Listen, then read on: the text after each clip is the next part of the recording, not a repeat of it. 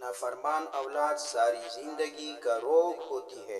والدین کے حکم کی تعمیل نہ کرنے والی اولاد کے رنج سے اچھا بھلا انسان پریشان ہو کر بہت سے غلط اقدامات اٹھاتے ہیں، جس سے بعد ازاں اولاد بھی تکلیف اٹھا سکتی ہے۔ نافرمان اولاد گمراہ ہو جاتی ہے۔ بہت سے والدین ایسی اولاد کے ہاتھوں ماری بھی جاتے ہیں۔ وہ جرائم میں ملوث ہو جاتی ہیں اور نشے بھی کرتی ہیں، تو ان کی وجہ سے انہیں عدالتوں میں خوار ہونا پڑتا ہے۔ ایسی اولاد تعلیم سے بھی محروم ہو جاتی ہیں۔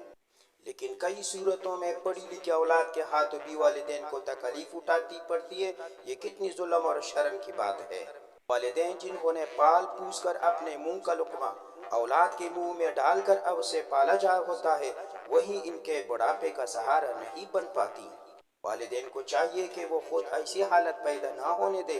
اگر اولاد میں گستاخی اور نافرمانی کا رویہ دیکھے تو فوری اللہ سے رجوع کرے۔ نافرمان اولاد یا کسی فرد کو راہ راست پر لانے کے لیے لاجواب عمل ابن عربی کا ایک خاص عمل کہ کار اول و آخر 7 مرتبہ درود شریف 128 129 بار یا حفیظ یا حفیظ اور 129 بار سورۃ لقمان آیت نمبر 16 پڑھے، پھر پانی پر دم کر کے اس پانی کو خفیہ اپنے اولاد پر پیے۔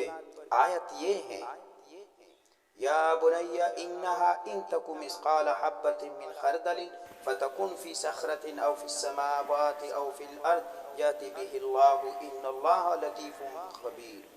ان اللہ لطیف خبیر۔